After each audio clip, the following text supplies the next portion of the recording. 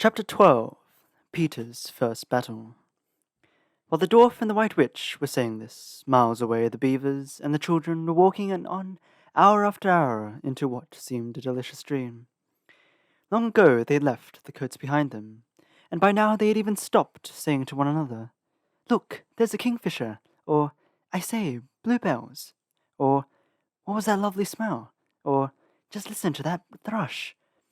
They walked on in silence, drinking it all in, passing through patches of warm sunlight into cool green thickets, and out again into wide mossy glades, where tall elms raised their leafy roof far overhead, and then into dense marshes of flowering currant, and among hawthorn bushes where the sweet smell was almost overpowering. They had been just as surprised as Edmund when they saw the winter vanishing, and the whole wood passing in a few hours or so, from January to May. They hadn't even known for certain, as the White Witch did, that this was what had happened when Aslan came to Narnia. But they all knew that it was her spells which had produced the endless winter, and therefore they all knew when this magic spring had begun that something had gone wrong, and badly wrong, with the witch's schemes. And after the thaw they had been going on for some time, they all realized that the witch would no longer be able to use her sledge. After that, they didn't hurry so much, and they allowed themselves more rests, and longer ones. They were pretty tired by now, of course, but not what I'd call bitterly tired. Only slow and feeling very dreamy and quiet inside as one does when one is coming to the end of a long day in the open. Susan had a slight blister on one heel. They had left the course of the big river some time ago, for one had to turn a little to the right, then went a little to the south, to reach the place at the stone table. Even if this had not been their own way, they couldn't have kept to the river valley once the thaw began, for with all that melting snow, the river was soon to flood. A wonderful, roaring, thundering yellow flood, and their path would have been under water.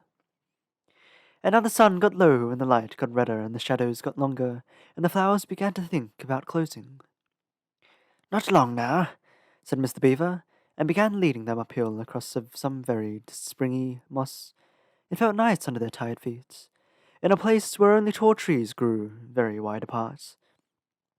The climb, coming at the end of the long day, made them all pant and blow, and just as Lucy was wondering whether she could really get to the top without another long rest, suddenly they were at the top, and this is what they saw. They were on an open, green space from which you could look down on the forest spreading as far as one could see in every direction, except right ahead. There, far to the east, was something twinkling and moving. "By gum!" whispered Peter to Susan. "The sea!" In the very middle of this open hilltop was a stone table. It was a great, grim slab of grey stone supported on four upright stones. It looked very old, and it was cut all over the strange lines and figures that might be the letters of an unknown language. They gave you a curious feeling when you looked at them. The next thing they saw was a pavilion pitched on one side of the open place. A wonderful pavilion it was, and especially now, when the light of the setting sun fell upon it, with sides of what looked like yellow silk and cords of crimson and tent pegs of ivy, and high above it, on a pole, a banner, which bore a red rampant lion fluttering in the breeze, which was blowing on their faces from the far-off sea. While they were looking at this, they heard a sound of music on their right, and turning in that direction they saw what they had come to see. Aslan stood in the center of a crowd of creatures who had grouped themselves round him in the shape of a half-moon. There were tree women there, and whirl women, dryads and naiads, as they used to be called in our world, who had stringed instruments. It was they who had made the music. There were four great centaurs. The horse part of them was like huge English farm horses, and the man part was like stern but beautiful giants. There was also a unicorn and a bull with the head of a man, and a pelican and an eagle and a great dog, and next to Aslan stood two leopards, of whom one carried his own crown, and the other his standard. But as for Aslan himself, the beavers and the children didn't know what to say or do when they saw him. People who had not been in Narnia sometimes think that a thing cannot be good and terrible at the same time. If the children never thought so, they were cured of it now. For when they tried to look at Aslan's face, they caught a glimpse of the golden mane and the great royal, solemn, overwhelming eyes, and then they found they could not look at him, and went all trembly. "Go on," whispered Mr. Beaver.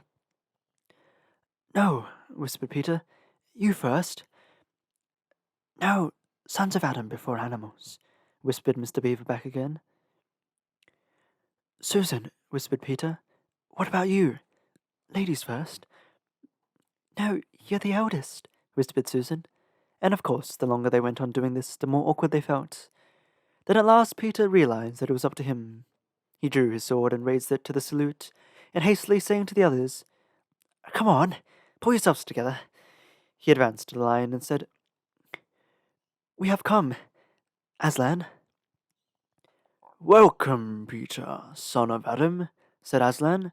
"Welcome, Susan and Lucy, daughters of Eve. Welcome, he-beaver and she-beaver." His voice was deep and rich, and somehow took the fidgets out of them. They now felt glad and quiet, and it didn't seem awkward to them to stand and say nothing. "But where is the fourth?" asked Aslan. "He has tried to betray them and join the White Witch, O Aslan," said Mr. Beaver, and then something made Peter say, "That was partly my fault, Aslan. I was angry with him, and I think that helped him to go wrong." And Aslan said nothing, either to excuse Peter or to blame him, but merely stood looking at him with his great unchanging eyes, and it seemed to all of them that there was nothing to be said. "Please, Aslan," said Lucy, "can anything be done to save Edmund?" "All shall be done," said Aslan, "but it may be harder than you think." And then he was silent again for some time. Up to that moment, Lucy had been thinking how royal and strong and peaceful his face looked. Now it suddenly came into her head that he looked sad as well. But next minute that expression was gone. The lion shook his mane and clapped his paws together. Terrible paws, thought Lucy, if he didn't know how to velvet them, and said, "Meanwhile, let the feast be prepared. Ladies, take these daughters of Eve to the pavilion and minister to them."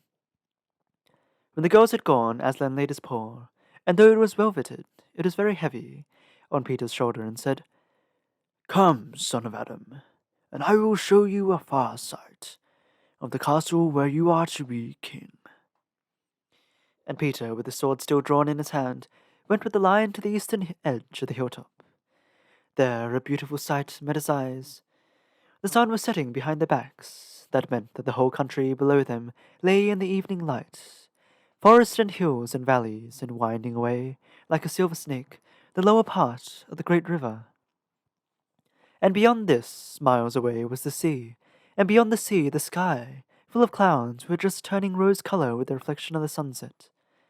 But just where the land of Narnia met the sea, in fact, at the mouth of the great river, there was something on a little hill, shining. It was shining because it was a castle, and of course, the sunlight was reflected from all the windows which looked towards Peter and the sunset. But to Peter it looked like a great star resting on the seashore. "That old man," said Aslan, "is Cair Paravel of the Four Thrones, in one of which you must sit as king. I show it to you because you are the firstborn, and you will be high king, over all the rest." And once more Peter said nothing, for at that moment a strange noise broke the silence suddenly. It was like a bugle, but richer. "It is your sister's horn," said Aslan to Peter in a low voice, so low as to almost be a purr, if not disrespectful to think of a lion purring. For a moment Peter did not understand. Then, when he saw the other creatures start forward and heard Aslan say with a wave of his paw, "Back! Let the prince win his spurs," he did understand, instead of running as hard as he could to the pavilion. And there he saw a dreadful sight. The naiads and the dryads were scattered in every direction. Lucy was running towards him as fast as her short legs could carry her, and her face was white as paper. Then he saw Susan make a dash for a tree and swing herself up, followed by a huge grey beast. At first Peter thought it was a bear. Then he saw that it looked like an Alsatian, though it was far too big to be a dog. Then he realized that it was a wolf standing on its hind legs, with its front paws against the tree trunk, snapping and snarling. All the hair on its back stood up on end. Susan had not been able to get higher than the second big branch. One of her legs hung down so that her foot was only an inch or two above the snapping teeth, Peter wondered why she did not get higher or at least take a better grip. Then he realized that she was just going to faint, and that if she fainted, she would fall off. Peter did not feel very brave. Indeed, he felt he was going to be sick, but that made no difference to what he had to do. He rushed straight up to the monster and aimed a slash of his sword at its side. That stroke never reached the wolf. Quick as lightning, it turned round, its eyes flaming, and its mouth wide open in a howl of anger. If it had not been so angry that it simply had to howl, it would have got him by the throat at once. As it was, though all this happened too quickly for Peter to think at all, he had just time to duck down and plunge his sword as hard as he could between the brute's forelegs into its heart. Then came a horrible, confused moment like something in a nightmare. He was tugging and pulling, and the wolf seemed neither alive nor dead, and its bare teeth knocked against his forehead, and everything was blood and heat and hair. A moment later he found that the monster lay dead, and he had drawn his sword out of it, and was straightening his back and rubbing the sweat off his face and out of his eyes. He felt tired all over. Then after a bit, Susan came down the tree. She and Peter felt pretty shaky when they met. I didn't say that there wasn't kissing and crying on both sides. But in Narnia no one thinks any worse of you for that. "Quick! Quick!" shouted the voice of Aslan. "Centaurs, eagles! I see another wolf in the thickets. There, behind you. He has just darted away. After him, all of you. He will be going to his mistress. Now is your chance to find the witch and rescue the fourth son of Adam." And instantly, with a thunder of hoofs and beating of wings, a dozen or so of the swiftest creatures disappeared into the gathering darkness. Peter, still out of breath, turned and saw Aslan close at hand. "You have forgotten to clean your sword," said Aslan. It was true. Peter blushed when he looked at the bright blade and saw it all smeared with the wolf's hair and blood. He stooped down and wiped it quite clean on the grass, then wiped it quite dry on his coat. "Hand it to me and kneel, son of Adam," said Aslan, and when Peter had done so, he struck him with the flat of the blade and said, "Rise up, Sir Peter Wolfsbane, and whatever happens, never forget to wipe your sword." Now we must get back to Edmund. When he had been made to walk far further than he had ever known that anyone could walk, the witch at last halted in a dark valley, overshadowed with fir trees and yew trees. Edmund simply sank down and lay on his face, doing nothing at all, and not even caring what was going to happen next, provided they would let him lie still. He was too tired even to notice how hungry and thirsty he was. The witch and the dwarf were talking close beside him in low tones. "No," said the dwarf. "It's no use now, O Queen. They must have reached the stone table by now." "Perhaps the wolf will smell us out and bring us news," said the witch. "It cannot be good news if he does," said the dwarf. "4 thrones in Cair Paravel," said the witch. "How if only 3 were filled? That would not fulfill the prophecy." "What difference would that make now that he is here?" said the dwarf. He did not dare, even now, to mention the name of Aslan to his mistress. "He may not stay long, and then we will fall upon the 3 at Cair." "Yet it might be better," said the dwarf, "to keep this one," here he kicked Edmund, "for bargaining with."